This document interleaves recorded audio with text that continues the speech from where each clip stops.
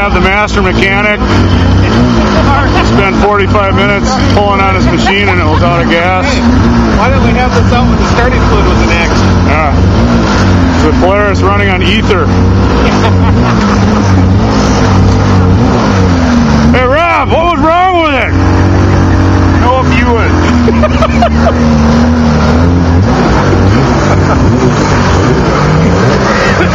That'll be good. You look right at it, bro. No fuel.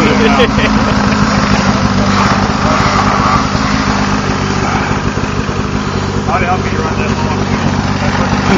Easy now, Lars. Hey, I didn't come on. Okay, that's what I'm doing.